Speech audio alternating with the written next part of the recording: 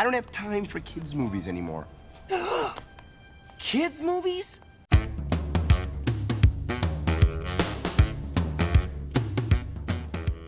Planet 51. Let's start by going back to 2009, which was one of the strongest years for animated features in the 21st century. A bold statement, I know, but the reason why I said that is because there are very few years in the history of animation where we received many movies that are now considered to be modern classics.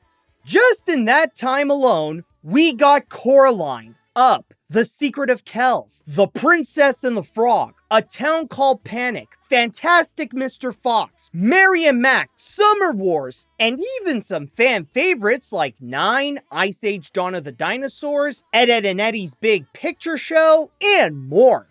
Sure, it wasn't a perfect year, and we also got some stinky trash along the way, but it was still an incredible time and a great highlight for cartoons during the 2000s decade.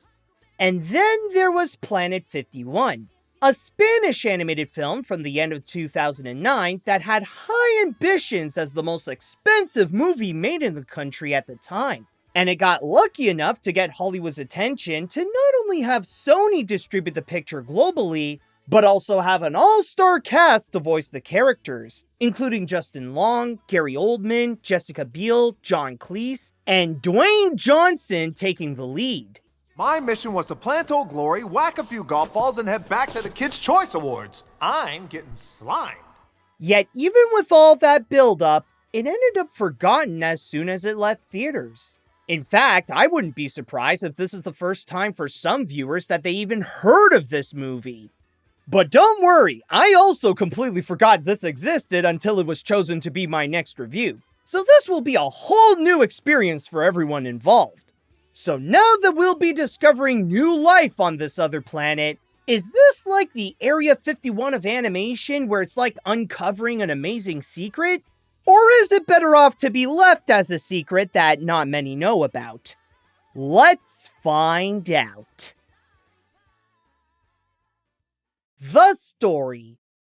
I'm sure we're all familiar with the classic E.T. formula where the young protagonist befriends a supernatural creature, usually from outer space, and the kid goes on an extraordinary adventure to protect his new buddy as they learn from one another and allow that to make their bond grow.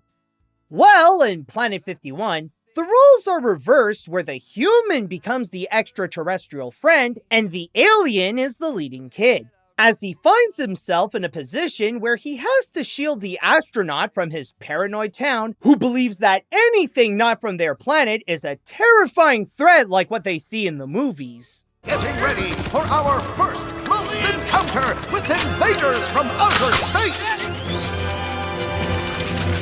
As much as this formula was done many times over the decades, Planet 51 actually finds a way to make itself stand out from the rest, by possibly being the worst version of the story. What? What? Huh? Huh? Huh?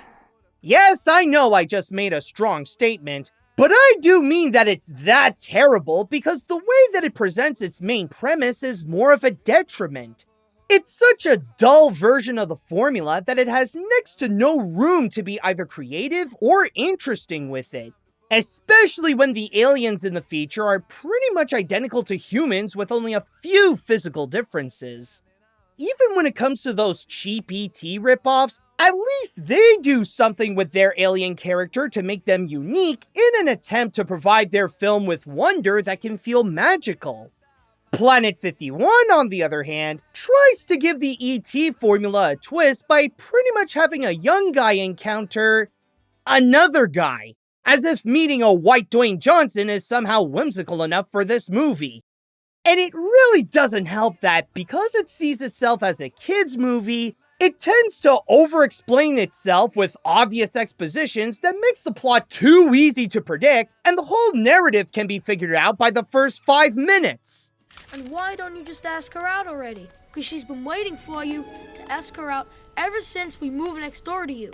When it comes to the heart that these films generally have to make their story emotionally engaging, They don't even try any of that until almost an hour into the picture, while also trying to provide a message that speaks against xenophobia.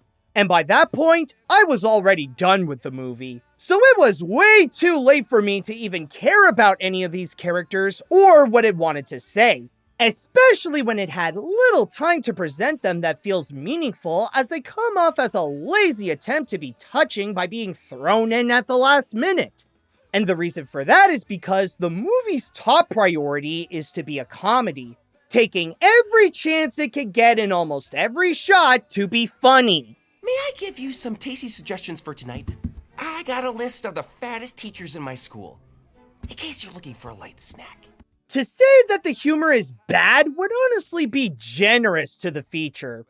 All the comedy does is make the film increasingly frustrating to watch, where each gag is worse than the last that mainly consists of scenes with annoying pratfalls while the characters are shouting, and the movie's main material, a big load of pop culture references. Heck, there's even a dog character that only exists just to make his punchline for everything be that he's a xenomorph.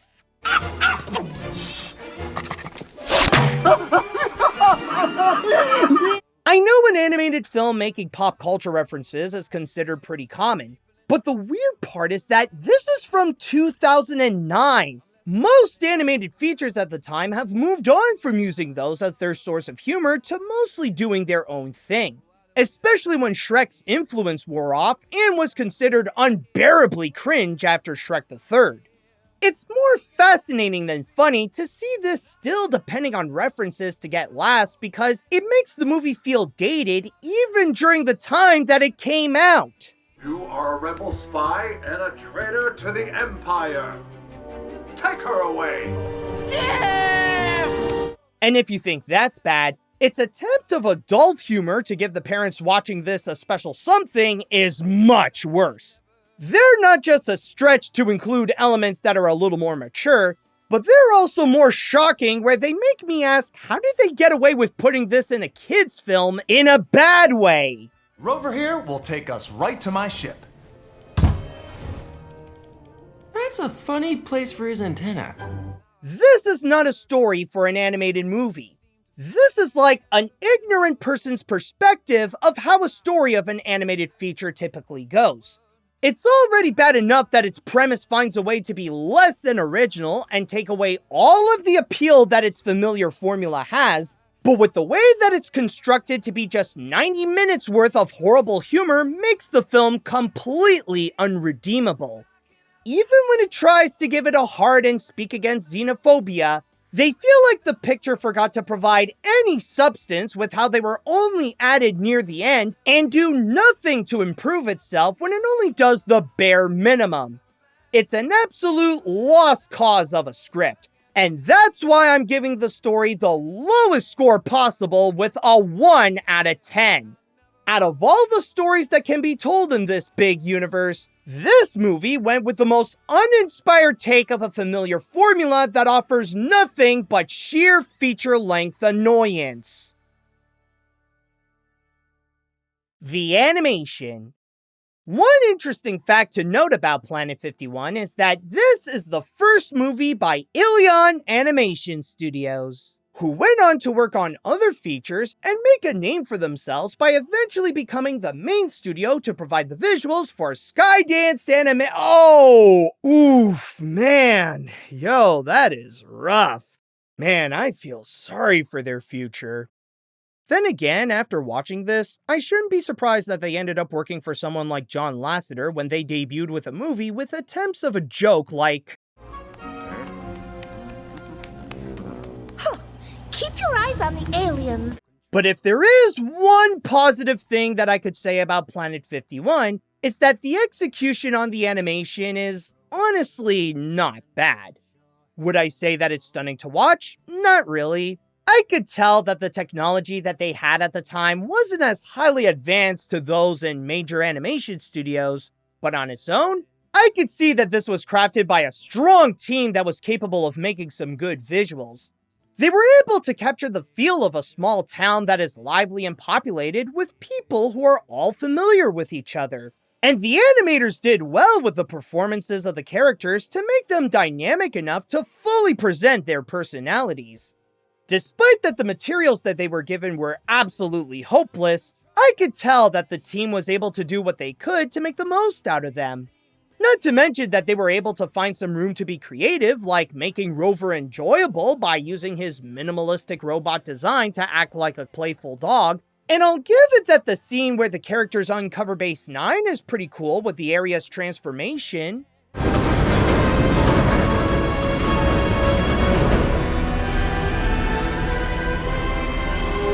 But again, while the execution was able to salvage the ideas that the team had to work with, that doesn't change that the ideas themselves are creatively weak.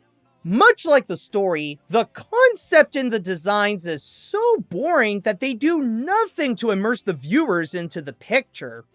With its role reversal of the E.T. formula, the movie is set in a typical American town from the 1960s that has a large alien theme, where the details, both big and small, are filled with UFOs, crop circles, and other space elements. Huckleberry cherry on lime. If you had a choice, you'd be your pick. I get that it wanted to find a way to make the alien world feel relatable to our own, and tried to make the feature feel like a throwback to those retro sci-fi horror movies, but there's not enough of that alien element to make this feel like we're in a place where it's unlike anything we've seen. If anything, the things that are meant to be otherworldly feel nothing more than just decorations. Not to say that using a retro American town as its base setting is unimaginative. It could be a good canvas to make some cool environments. In robots, for example, like in Rivet Town, the theme of robots opened the door to many creative possibilities to update everything life with a more mechanical approach, which makes it fun to watch what changed to make life more accommodating to the robots.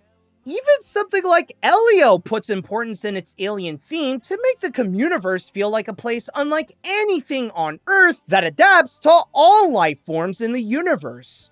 In Planet 51, it only has the same repetitive aesthetics scattered around that don't do much to change what those things are. I mean, just because you made something in the shape of a UFO, that doesn't mean that it's now an alien thing. I won't be impressed that the characters are making alien burgers. Speaking of the aliens, they're another example of how the changes are not effective. The only elements that are different about them are that they're green, have pointy ears, antennas, and no nose. Outside of those typical features, there's nothing they do that's different than any other human character. I mean, look at her. Lose the antenna, get some plastic surgery. She's a hottie. At best, I won't say that the animation is bad.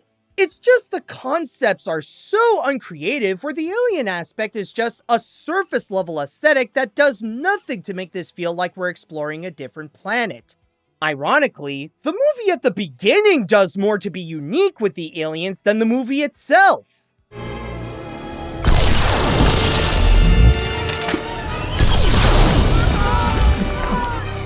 But even with those, the team at Ilion did what they could to make those bland concepts the best that they could look and feel lively, along with finding room to include a few visually fun moments. I think the most I could do with the animation score is give it a 6 out of 10. The visuals themselves are not memorable, and it's weird how an alien movie can be so unimaginative with its aliens, but the craftsmanship itself is more admirable than what was crafted. The characters. Before I get into my criticisms with the characters, I'll start by going into their positives because I actually have a few good things to say about them. First off, I'll give the movie that the voice acting is actually pretty good. Even with such a garbage script, like the animation, some of the actors were able to do what they could in order to have fun and bring life to their performances, like Justin Long and Gary Oldman. Nothing spectacular with the acting, but that was where I noticed where some of the best efforts were put in. This is great. Yesterday, my life was perfect. And now, I'm the most wanted super criminal in the world. Also, even though this movie can get uncomfortably weird whenever it's suddenly horny, the film does have some attractive female aliens featured. I don't blame Lem for falling for Nira, and his mom definitely got my attention. Yes, I know that last one is a stupid stretch of me to say, but those are honestly the only nice things I could say about the cast.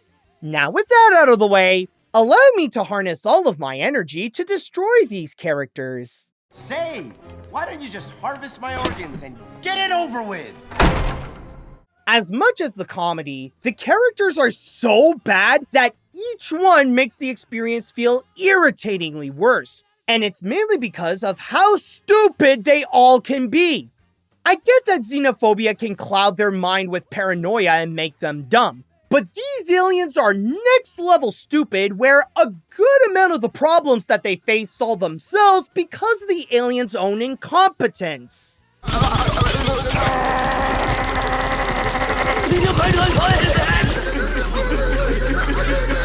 There are times when they can be so bad that I've often questioned how do they even function as a society when they feel like a parody of a closed-minded right-wing American town that is segregated from any civilization with how reactionary they can be. To start this list off, there's Lem, the main alien who reluctantly aids the human to save him from the government. He's the typical teenage protagonist who wants to have his life in order and wants to win the love interest. However, he also has the hardest scenes to watch because when he fails to impress Nira, and that's often, he gets a big L before he has a chance to get the girl. Are you crazy?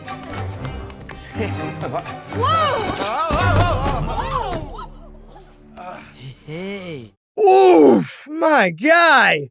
I'm no love expert, but you'll have to come in terms that there's plenty of life in the cosmos because there is no recovery with her after that. Oh, great. This day gets better and better. And helping Lem with his human problem are Ekkel, the little kid who is a fan of beings outside of his planet, and Skiff, the geek who is obsessed with the conspiracies with extraterrestrials. It's honestly fitting that he's voiced by the same guy who played Crash in the Ice Age films. And this is nothing against Sean William Scott himself, but I hate Skiff as much as I do Crash. He fully captures the stereotype of a nerd by consistently being annoying with his hyperfixation and believing that the stories of his comics are real. Sure, I'm also unapologetically a nerd, but this is the kind of dweeb that deserves a nut-crushing wedgie and then stuffed in his own locker. You put it... Yeah, I think I get it. Oh, wait, this is yours. I already used that one. Thank you for the butt plug joke. Now please never say anything again. Oh, gotta go. You know, my boss. Your boss? No problem. You guys can share. The villains are just your typical closed-minded government entities like General Grawl, who just blindly believes in every bad thing about outsiders, and Professor Kipple continuously enables the conspiracies for the sake of experimenting with brains. He's here to take over our minds. Even yours. Diabolical. And then there is the human from another planet himself, Captain Chuck Baker. The fact that he is voiced by Dwayne Johnson honestly makes him weirdly fascinating because this was just before Johnson became one of the biggest actors in Hollywood and was more recognized as The Rock instead of his real name. And as the character, he's like the prototype of Maui from Moana, where he tries to compensate for his insecurities by doubling down on his charisma. You gotta loosen up. We got a little time. You, my friend, are in luck. The doctor is in. However, as much as Johnson did admittedly well with his acting, the writing is so miserable that he comes off as inept where, at best, he can be self-aware that he's an idiot. It's impossible for any actor to bring out charm in this film, so any attempt, even from Dwayne, feels like it's just showcasing what the movie completely lacks. I saw you across the bar. Are sparks flying, or is this place on fire? It's rare for a movie to deliver a whole town's worth of inhabitants that are just aggravating to encounter. Each offer a set of problems that, like the comedy, provides a variety of terrible flavors that will make you more disgusted with them. And this is not even counting the minor characters with their own issues, like the two idiotic soldiers, where one of them is voiced by James Corden. Because of course you can't have an insufferable feature without having James Corden in your cast. You're clean. You too. The only thing that makes me happy about them is that they're light years away from where we are. And that's why I'm giving the characters a 2 out of 10. And the only reason why it avoided getting a 1 is because of the voice acting itself.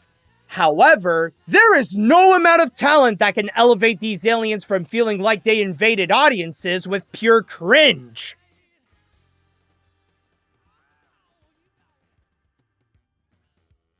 When I started this, I honestly didn't know what to expect from this feature. Sure, I didn't have high expectations coming in, but I thought that maybe this would, at worst, just suck for being generic and easily forgettable. But I never thought that this movie would turn out to be this horrible. Planet 51 is an animated feature that is so bad that it almost feels like it was intentionally made to be unpleasantly awful. Are there some good things about it? Kind of. The animation's decent and the voice acting did well, but they do nothing to save the film from coming out as total garbage with horrible writing, a hopeless story, insultingly bad comedy, absolutely bland designs, and a completely moronic and annoying cast of characters. I cannot think of a single reason why I'd recommend this to anybody.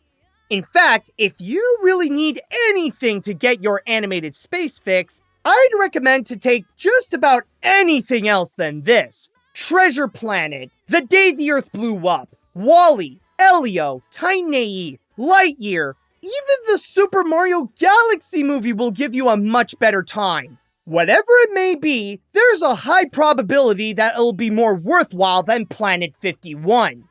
And if you found this review to be worthwhile, then give this a like and subscribe to my channel. There are many better animated features out there in the galaxy, and you could join me in discovering them.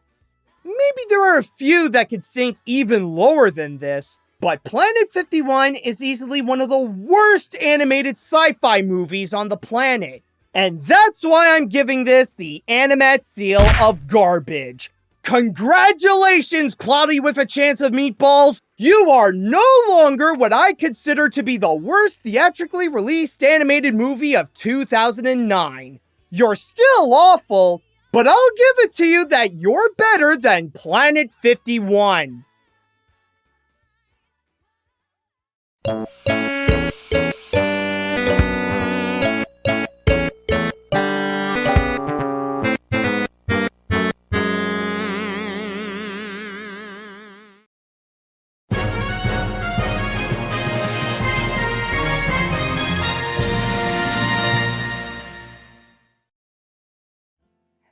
Hey guys, this is Animat, and wow! Honestly, I'm just left in shock from this entire experience. I think it's honestly been a long time since I've seen an animated movie, or just a movie in general, and it far exceeded my expectations on how bad it can be. Because, like I said in my review, I didn't come in with any high expectations. In fact, I honestly didn't know what to expect when coming into this. Because prior to watching the movie, all I knew about Planet 51 was that it was an animated feature released in 2009. It got its shot at getting a major release, and afterwards, it got some negative reviews from critics, and nobody talked about it since. Like nowadays, it's very rare if you would see anybody having a discussion about Planet 51, let alone seeing someone or actually hearing about someone who may have actually seen Planet 51. Because in that regards, like, it was ultimately just left in obscurity. Like, it only had its 15 minutes of fame when it was released, and then nobody really got to go and talk about it again. And upon seeing it myself, like, I get why, because it's not a good movie, but I honestly underestimated how bad it is. Because, yeah, sure, you got that element where it is easily forgettable, and it does feel like a very bland and unoriginal animated film. But then there are the additional factors where it honestly makes it very difficult to watch, where you got a cast of characters, like the entire cast, in which they are absolutely stupid, like problematically stupid, and then you got the comedy. And as much as it tries so hard to be a comedy and deliver gag after gag after gag, all of them, not only do they fail, but they are also extremely frustrating and a big part to why this is just so hard to watch. So yeah, honestly, I know that hate can be a very strong word, but I think this is a situation where I think I can actually apply to this movie. Like, I legit hate Planet 51 with how bad this movie is, how horrible it is, because even just calling it bad feels like it would be generous for the kind of movie that it is. But there is a silver lining in all this, and finally, I have made it to the moment that I've been waiting for with this whole experience with Planet 51, and that is the time that I can finally say, I am done. I'm finished with Planet 51, and now we can all move on to a Patreon request.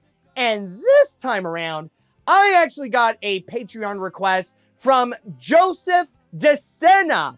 So, before I continue, I would like to go and tell you all that if you would like to be like Joseph and you want to go and support my work and get some amazing rewards, including but not limited to seeing my videos before anyone else, then all you have to do is go to patreon.com/animat. But at the same time, if you would like to suggest an animated film you would like me to review and that I would put onto the animation hat, then all you have to do is write me an email at animatsreviews@gmail.com. All right, so with all that said, what is it that Joseph went and asked me to go and review? And hopefully, it'll be something better than Planet 51. Well, honestly, it's not much of a stretch to the imagination that, yes, I think I could confidently say that this one is better, considering that the grand majority of animated movies out there are indeed better than Planet 51. But this one that I'm about to look into is actually going to be a very interesting one, especially when nowadays there's going to be a bunch of people out there who will call this a nostalgic classic. And I'll even say right now, I actually remember watching this in theaters when this came out. And it's going to be interesting when I'm about to go and review this, because some people could say that there is a special term when it comes to this movie and when you would go and analyze it. Maybe I will go and provide some criticisms and point out some of the flaws of it, but if I'm going to do so, let's just say that's going to be called film tipping. Ha ha ha! Is this guy giving you bad vibrations? Glenn was just leaving.